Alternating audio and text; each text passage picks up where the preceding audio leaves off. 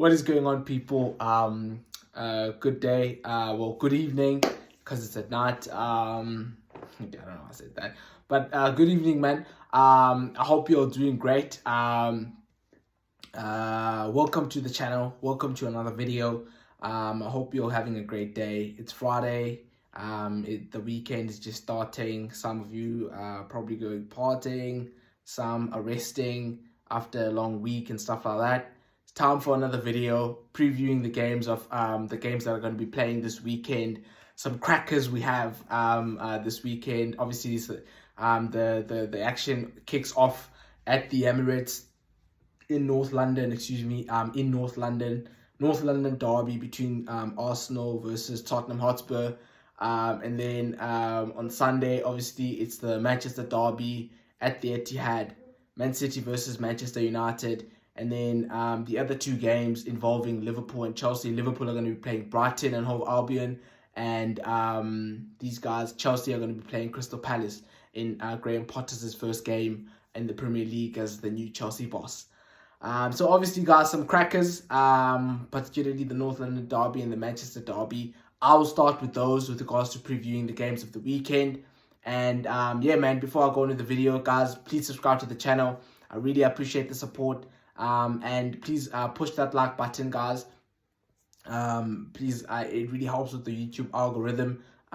It's for free, guys, so please support, because it really helps when you just push that like button. And also please push the notification bell so that you can get notified each time I post a new video.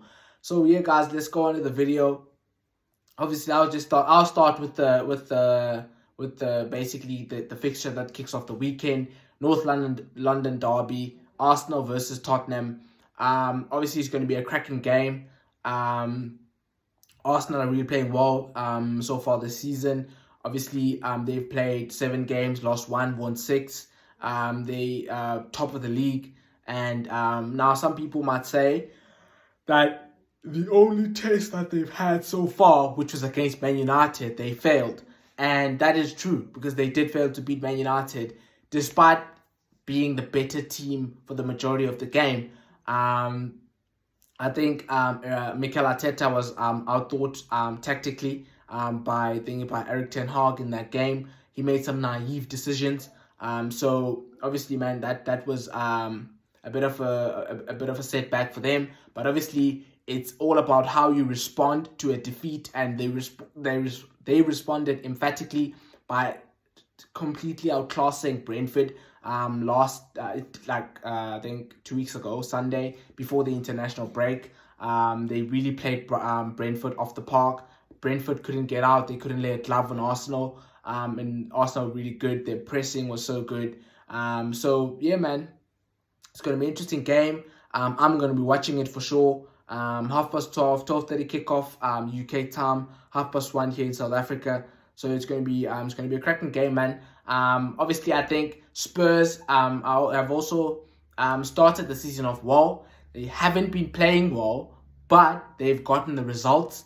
And that's really all that matters at this point in the season. They've played 7 games, they've won 5, and they've drawn 2. So despite not necessarily playing well, they've still managed to win 5 games and only draw 2 games. They're still unbeaten, and that's very good. Yeah, man, I think Tottenham, it's going to be a fascinating game in the sense that the two managers and the two teams have contrasting styles.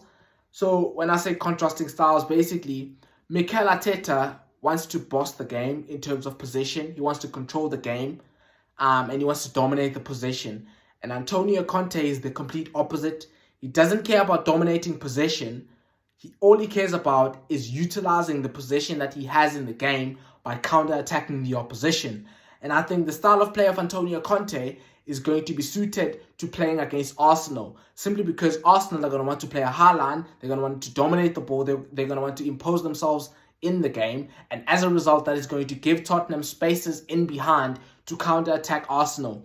So I think it's going to be a fascinating game in that regard, tactically, in that you've got two managers who have contrasting styles, but both styles can be effective in their own right, basically. I actually have a feeling that Tottenham might snatch a win I know that like the North London derby between Arsenal and Tottenham has been a derby for like the last 10 years where the home team has won all the time. So like I think Spurs have only won once in the last 29 visits to the Emirates. So, and that win was back in 2010. I mean, I was in first grade then. So the last time Tottenham Hotspur got a win at the Emirates against Arsenal was in 2010. And in the 29 fixtures that have been played since at the Emirates between the two teams, Spurs haven't been able to basically win. So I guess in the next 28 games that have been played after that victory for Tottenham, Spurs haven't been able to win. So I think that I don't think that's gonna really that's gonna factor. That's gonna be a huge factor. I just think the style of play of Antonio Conte is perfectly suited to playing against a team like Arsenal. I remember when we played Tottenham, so City, when we played Tottenham last season at the Etihad, they soaked up all the pressure, they defended deep, and when they got the ball, they were efficient with it. I think we were poor defensively, especially with the first goal and the last goal that we conceded against Tottenham in that game.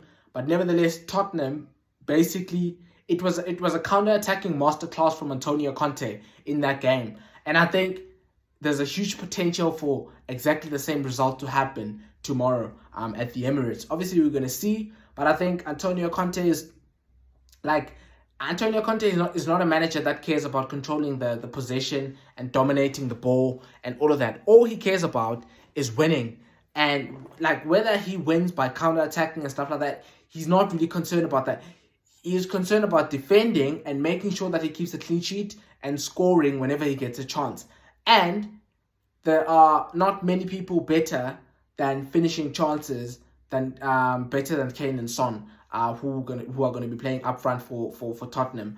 Now, I think there are some injury concerns for Tottenham Hotspur because I think Christian Romero, is a doubt at centre back. That would mean Davinson Sanchez is going to play. And I think he's a shocking defender, to be honest. I think Jesus might have a field day if Davinson Sanchez is playing. I got nothing against the guy, but he's really a shocking defender. He gets exposed all the time when he's playing for Tottenham. And I think also, I think Lucas Moura is injured. Obviously, Lucas Moura hasn't played much so far this season, but he's a good option from the bench. I think Kulusevski is a doubt for the game. I think he got injured while on international duty for Sweden.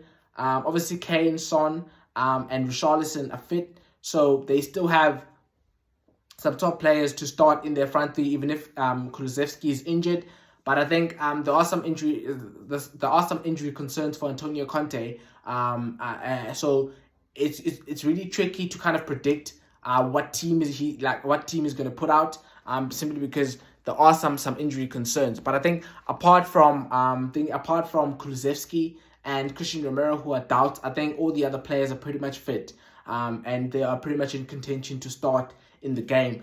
And then as far as Arsenal are concerned, Arsenal are going to be really fresh because a lot of their players didn't go to the international break. Martinelli didn't go. Gabriel Jesus didn't go. Thomas Partey came back early because I think he suffered an injury during international duty, but he is now fit for the game. So some of the Arsenal players have been well rested because they didn't participate during the international break. Even Saka, who was called up for England, he only played, I think, like 30 minutes or 25 minutes in the game that England played against Germany. And I don't think he featured much against Italy. Or actually, he did feature because we were playing left wing back, but he didn't play the full game against Italy. So I think Arsenal have a number of their players who are going to be in the starting 11 who participated during the international break but did not participate much, and some did not participate at all. They weren't called up for their national teams. So I think Arsenal might be the fresher of the two teams, maybe. I think Arsenal are going to dominate the ball, as I've already said, because that's Mikel Arteta's style of play, and Antonio Conte is not going to be too concerned by the fact that Mikel Arteta is going to dominate the ball. All Antonio Conte cares about is to counter-attack and capitalize on the opportunities that he gets in the game and make sure that he gets the win. How he gets the win, he's not really too concerned about that. And I've already referenced the Man City game versus Tottenham at the Etihad last season in terms of the counter-attacking masterclass that that Tottenham Hotspur put out. I think Harry Kane is going to be dropping deep, and he's going to be playing balls in behind for Kane and or Kulusevski for Son, Kulusevski, and or Richarlison. The reason I'm saying and or is because Richarlison might start instead of Kulusevski. I think Son and Kane are definitely going to start, but because Kulusevski is a doubt, he might not start and Richarlison might start. But then if he's if he passes the fitness test before the game, he might then play in the game.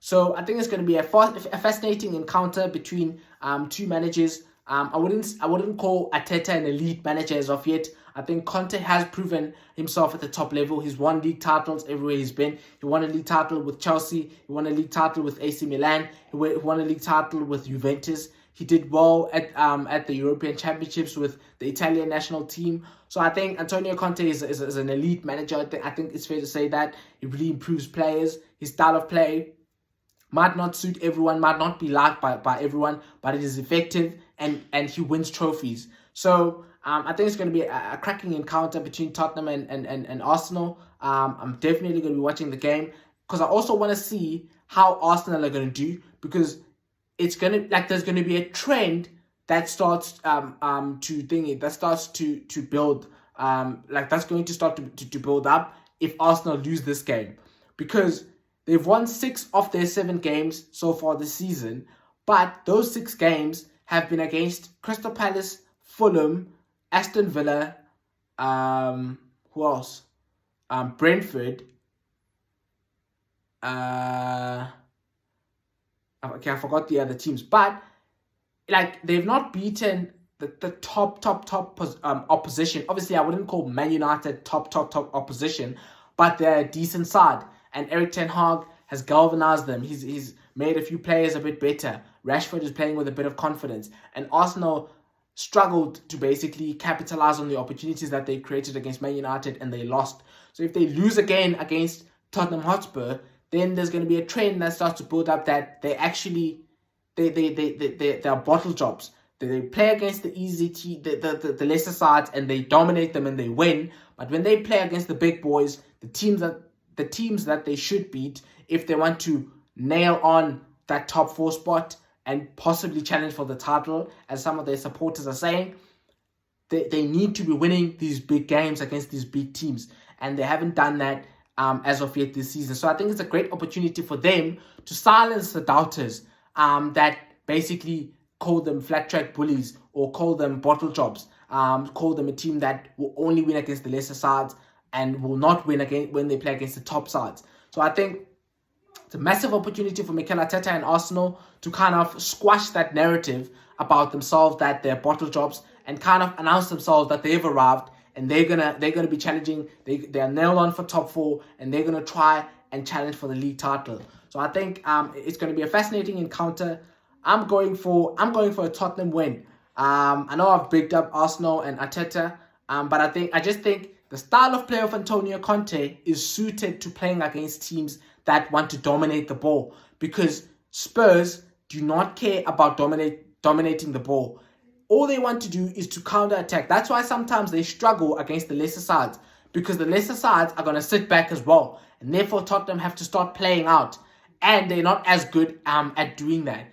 Whereas when they start counter-attacking teams, they counter-attack with pace, with power, with precision. Harry Kane is a deadly finisher. Son is a deadly finisher. Kulusevski has done great since he's come from Juventus in January of this year. So I think it's going to be a fascinating encounter. I'm going for a Tottenham win. I think Tottenham are going to win 3-2. I think it's going to be a high-scoring game. I think Tottenham are going to get a few opportunities in the game, and they're going to capitalize on them. They're going to be clinical, and they're going to beat Arsenal 3-2. I think it's going to be really a great game.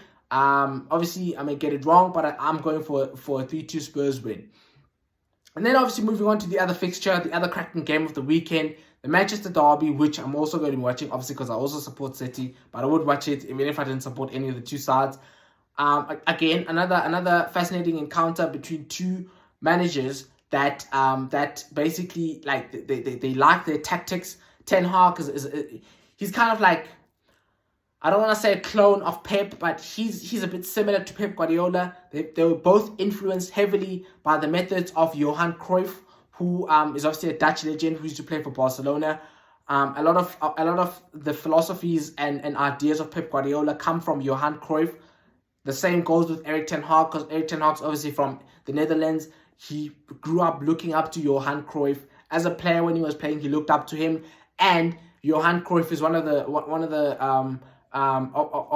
the managers that basically influence his philosophies and his ideas.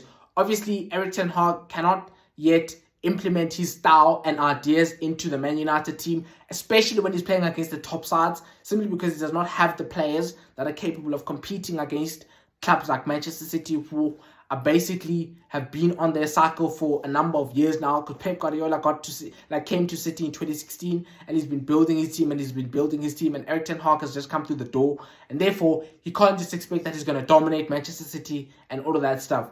And you saw when Man United played against Liverpool and when they played against Arsenal, they were happy not to dominate possession. They were happy to sit back and to counter-attack and to capitalize on the opportunities that they got in those games. And they got those opportunities, they capitalized on them, and they managed to win both games. Even though Liverpool didn't really compete in that game against them physically, but I think Arsenal were the better side. They competed physically, they created the chances, but Man United were just clinical with their opportunities, and as a result, were able to win the game against Arsenal. I think they're going to try to do exactly the same thing against Manchester City. They're going to let Manchester City have all the football.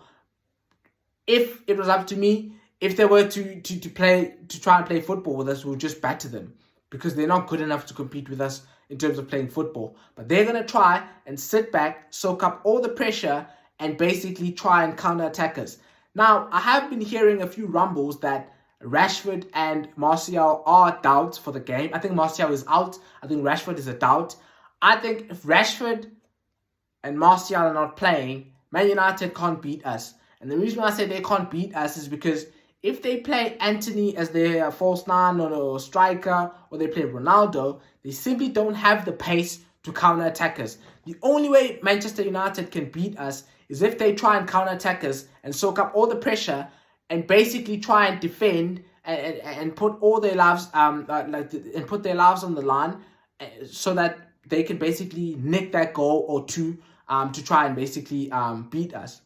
But having said all of that, we have the Norwegian robot Erling Haaland in the team.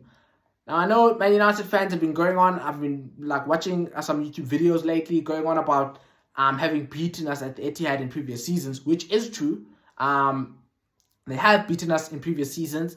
I think they were under Ole when they beat us. They basically used to counter-attack us, soak up all the pressure, try to counter-attack, and basically counter-attack with that pace of Rashford, Martial.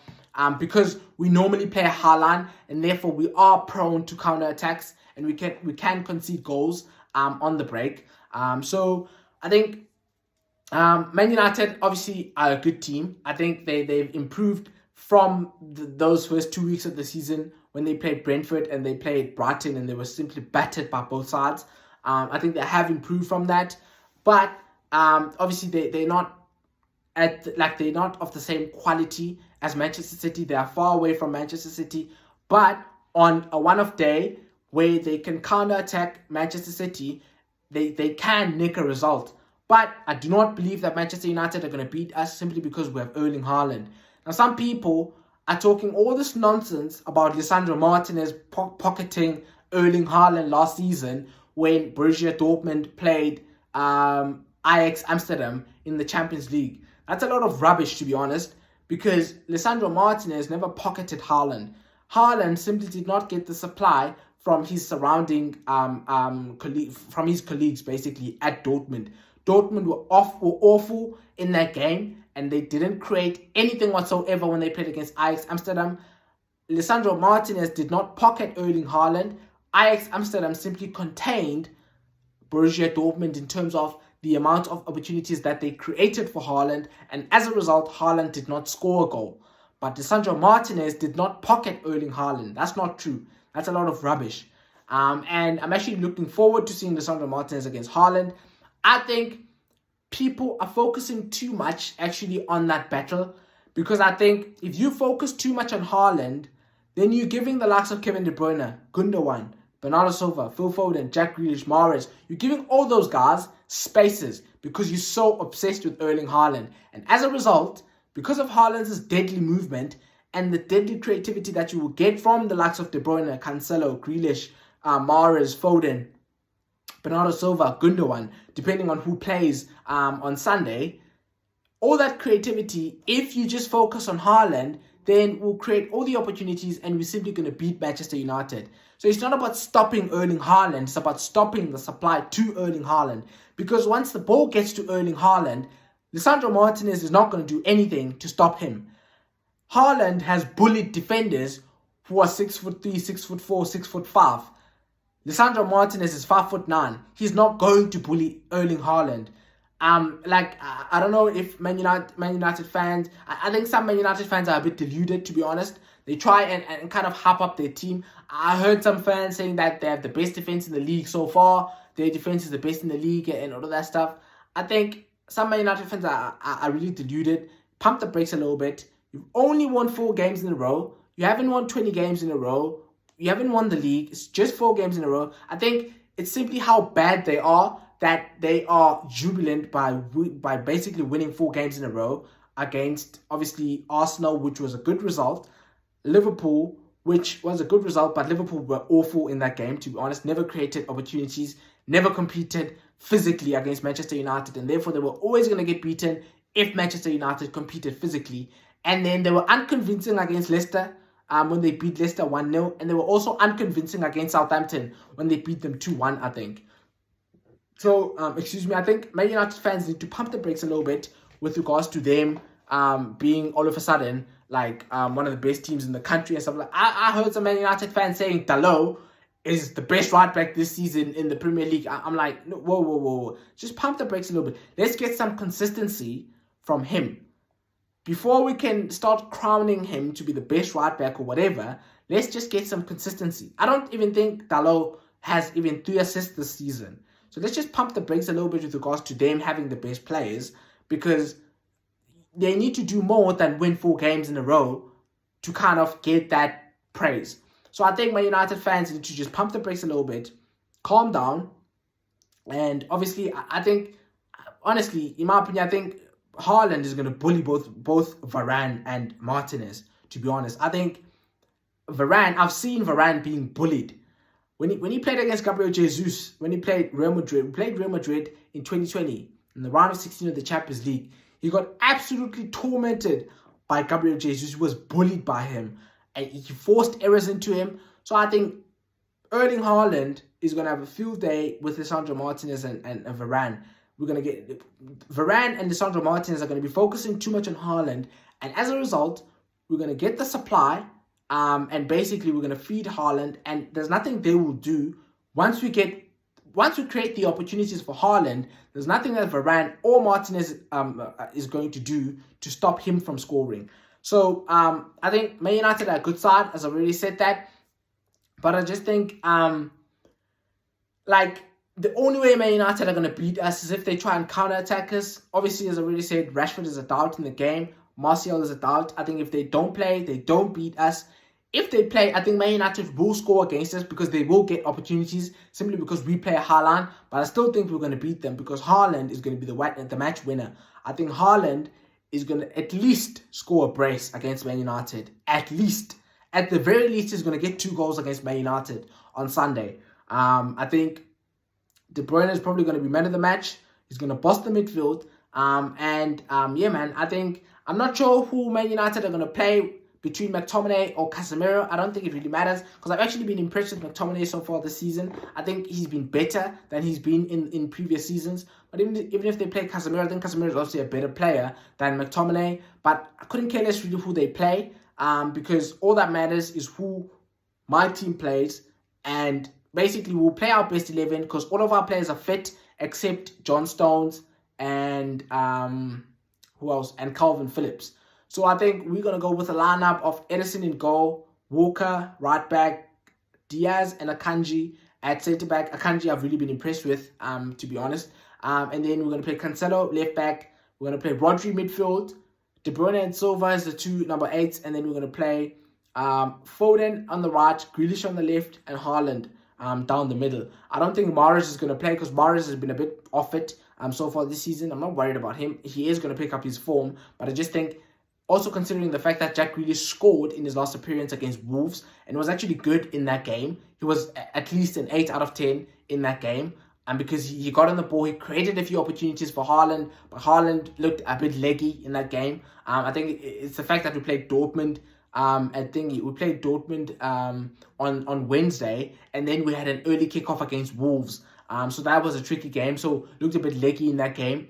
But Grealish did create a number of opportunities for Haaland in that game, scored a goal. So I just think, yeah, man, I think we're gonna put on a show against Man United. Erling Haaland said in his press conference, in his inaugural press conference after signing for City, the team is basically looking forward to playing the most is Manchester United. So I just think he's going to be ready. He wants all the smoke against the Man United defenders. I think it's going to be a cracking game. I think Man United have been playing well. I think if Man United have Rashford in the lineup with the counter-attacking, I think they will score. But I just think we're going to win the game. I'm going for a 3-1 City win. Erling Haaland, at least a brace.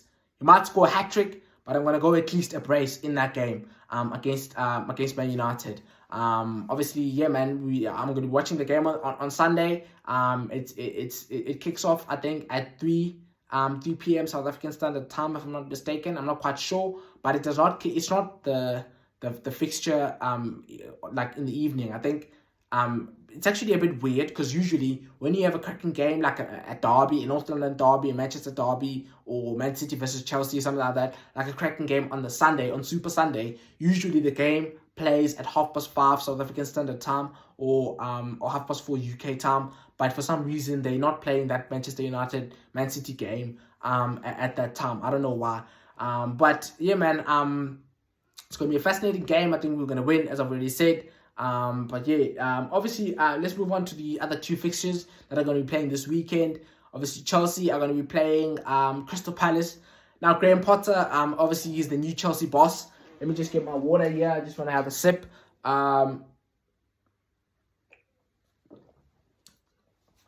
Obviously, excuse me there, guys. Obviously, this is Graham Potter's first game as the new Chelsea manager. Obviously, it's not his first official game because he did have the game against Salzburg in the Champions League, which they drew 1-1. So, like, I think Potter, it would be great for him to get the W on the board. How they play and how they get the win is not really important. I think, obviously, the Chelsea had their game. Well, actually, everyone had their games postponed when Queen Elizabeth died, I think 3 weeks ago or 4 weeks ago. And basically, Graham Potter would have had time to work with his players on the training pitch or on the training ground at that time and kind of draw them with regards to his tactics and what he wants from them. And obviously, the players then went on to the international break. Actually, before they went on to the international break, after Chelsea played on Tuesday against Salzburg in the Champions League, they did not play because their game against Liverpool was postponed that week, which was 2 weeks ago. So they did not play in that week. So they had Wednesday, Thursday, Friday, Saturday, Sunday training because the players were only supposed to report for international duty on the Monday. So I think Graham Potter did have some time on the football pitch in order for him to be able to kind of drill his tactics on his new players and kind of basically get his ideas and methods across with regards to how he wants to play.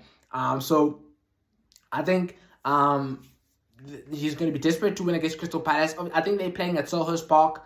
Obviously, a difficult stadium to go to. Crystal Palace are a difficult opponent to play against, especially against Patrick Vieira when they play against the big sides. They always kind of put up a fight and give you a good game. But yeah, man, it's hard to kind of like use a measuring stick for Chelsea simply because, like, obviously they have a new manager and we haven't really seen them under Graham Potter. We've only seen one game, so it's hard to kind of say they're going to dominate Crystal Palace or they're going to win or whatever because we simply don't know. Simply because, like, we like, obviously we know Graham Potter from Brighton and how good a coach he was there and how he improved each and every individual player he worked with at Brighton. But obviously he's now in a different club, different players, different personalities compared to the ones he had at Brighton. So it might take a bit of a while for his team to kind of understand his methods, for him to get his messages or his message across to his players. So I think, yeah, man, I think it's going to be a tricky game for Chelsea, especially playing against Crystal Palace. I think Crystal Palace are a good side, and they can hurt you on the counter-attack, especially when they play against the big sides, because they have players like Eze, Elise, Zaha, like pacey, tricky players that can trouble anyone's defense because of the pace and trickery they have. So I think it's going to be a tricky game. It's going to be a tricky game for Chelsea, but I think the players are going to be wanting to kind of prove to the manager that they deserve to be on the starting 11. Everyone is going to be at it at Chelsea. It's like the new manager bounce. Every time a club gets a new manager or a new coach, the players want to impress that coach so that they can be the first name on the team sheet. So I think the spirits are going to be high at Chelsea. They're going to be wanting to listen to Graham Potter because they're going to be wanting to be on his team when they play against Crystal Palace. So I think it's going to be a fascinating game between Chelsea and Crystal Palace. And yeah, man, I think I'm gonna go for a narrow Chelsea win. I'm gonna go for a 2-1 Chelsea win. Even though I'm not overly confident that they're going to win 2-1, I wouldn't be surprised if it's a 2-2 draw or if it's a 1-1 draw. Because I rate Crystal Palace. I think they're a good side and they can score against a lot of teams, especially against the big sides who are going to try and play a high line simply because they can counter-attack the big sides. So I back Graham Potter. I think I really rate him as a manager, but I just think I also rate Patrick Vieira as a manager. I think he's really done a good job at Crystal Palace. In terms of how he's gotten them playing an exciting style of football, kind of attacking, also defending well as well, not just attacking. It's like basically having the right balance between attack and defense. So I think Crystal Palace are a really good side, but I think I'm going to go for a narrow 2-1 Chelsea win. And then obviously the last game I'm going to look at is the Liverpool game, the Liverpool versus Brighton game. Actually, it's ironic that I was just talking about Graham Potter with regards to Chelsea because Chelsea is the new Chelsea manager. And now, obviously, he left Brighton. So Brighton are going to be, like, it's going to be the new coach's the new coach's first game for Brighton. Because they did appoint a coach during the international break. I forgot his name. I think he used to coach Sassuolo and other clubs. I don't really know him. He's not usually, he's not obviously a high-profile manager. But word is, what I'm hearing on social media and stuff, that he plays an attacking style of football. He's kind of similar to Graham Potter, but obviously Graham Potter has earned his stripes in the Premier League, proven himself by basically improving the players that he signed for Brighton and really kind of improving them into good players, challenging the big sides all the time when they play against the big sides. I think Brighton last season are the only team we played against and they completely outplayed us. Literally, they did not counter-attack us.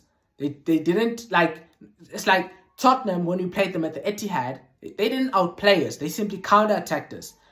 Brighton and Hove Albion, when we played them at the Amex Stadium, so their stadium, in the first half, we outplayed them because we scored 3 goals in the first half. In the second half, they outplayed us, even though we then actually scored another goal and they only scored 1 goal. I think that's always been their problem, really. It's like they don't have a lethal finisher, so they play all the good stuff. They have good build-up play, but they struggle with finishing their chances. So, yeah, it's going to be interesting to see how this new coach does at Brighton. Obviously, Liverpool, coming off the international break as well, they were not in good form before their games were postponed. Actually, in the 2 weeks before the international break, Liverpool did not actually play because the games when the Queen died were all postponed, and then the game for Liverpool in the next week was also postponed because it was the game against Chelsea, and it was because of the funeral arrangements of Queen Elizabeth that the game was postponed. So actually, Jurgen Klopp got a lot of time to drill his players on the football pitch and kind of like try and create a spark in his team. I think he has a lot of players back from injury. I think there's only 2 players that are injured at the moment for Liverpool. I think it's Oxlade-Chamberlain and Naby Keita. I think Thiago is back. I think Henderson is back. I think Jota is now fully fit as well. So I think Liverpool did struggle with a few injuries at the beginning of the season, but now they do have some of their players back, and obviously Jurgen Klopp is going to be expecting a higher level of performance than they've shown in the first 7 games of the season, where they drew against Fulham, they drew against Crystal Palace, they lost against They lost against Man United. They almost drew against Newcastle, even though they ended up snatching the win late in the game. So I think Jurgen Klopp is going to be looking for a higher level of performance from his team. He's going to be looking for high intensity, because Liverpool this season have played have played in a way that is so unlike Liverpool. Like you expect Liverpool to work hard. You expect them to press from the front. You expect them to overwhelm the opposition teams that they play against when they press them. But it's been the opposite so far this season. They've been overwhelmed by the teams that they've been playing against. Virgil van Dijk has looked a bit shaky. Salah hasn't looked like he hasn't been the spark that he's been in previous seasons. Like last season, he started off last season on fire. He's been a bit off it so far this season, even though he has 2 goals or 3 goals, I think. Darwin Núñez has been a bit on and off. We got the stupid red card against Crystal Palace. Firmino as well has been a bit on and off. Jota has been injured. So I think Jurgen Klopp is going to be looking for a high level of performance from his team. He's going to be expecting his team to play a lot better than they did before the international break. Before those fixtures were postponed against Chelsea and against whoever they were playing when the Queen died. On that weekend when the Queen passed away. So yeah, man, I think Klopp is gonna be expecting a lot from his players. He's gonna be expecting his players to put on a high level of performance. And I think, considering the fact that Brighton have a new coach, I think I'm going to go for a Liverpool win. And also considering the fact that Liverpool have majority of their players back, I think Robertson is another one who is injured, actually. I only mentioned Oxlade-Chamberlain and Keita. I think it's Oxlade-Chamberlain, Keita, and this guy, Robertson. But everyone else is pretty much fit for them. So I think, yeah, man, I think Jurgen Klopp is going to be looking for a response from his team. He's going to be looking for a convincing performance from his team. So yeah, I'm going to go for a Liverpool win. Also considering the fact that Brighton have a new coach, we don't know how he's going to do. We don't know how he's going to adapt his tactics in the Premier League. I know Brighton are a good side, but they were a good side under Graham Potter, and we don't know how they are necessarily going to look under this new manager. So yeah, I think I'm going to go for a Liverpool win. I think they're going to win 3-1. I'm not sure where the game is. I'm not sure if it's at Anfield or the Amex, but I'm going to go for a 3-1 Liverpool win. And yeah, man, guys, obviously those are the 4 games that are going to be taking place between the big 6 clubs. Obviously the 2 games occupying the 4 teams. It's the Manchester Derby and the North London Derby, cracking games. And obviously the Chelsea game versus Crystal Palace, as well as the Liverpool one versus Brighton and Hove Albion. But yeah, man, guys, I think it's going to be a great weekend of football. Football is finally back. The international break is over. We're now going to get another break in about a month, like a month and 15 days time, when the World Cup kicks off. But yeah, man, guys, I'm looking forward to this period. It's going to be really it's going to be coming thick and fast. I think some teams are going to be playing 9 games in October, which is wild, to be honest. I think that's quite fascinating, because it's going to be playing the Champions League, Premier League, playing every 3 days. So I think it's going to be there's going to be some fascinating encounters this month. Also, we're going to be playing Liverpool as well on the 16th of October. I think we're also going to be playing Arsenal. No, actually, our game against Arsenal has been postponed because of Arsenal's Europa League fixture. So I don't know when we're going to play Arsenal, but we will play Liverpool during this October as well. So I think it's going to be a great weekend of football. It's going to be a great month of football in terms of the month of October.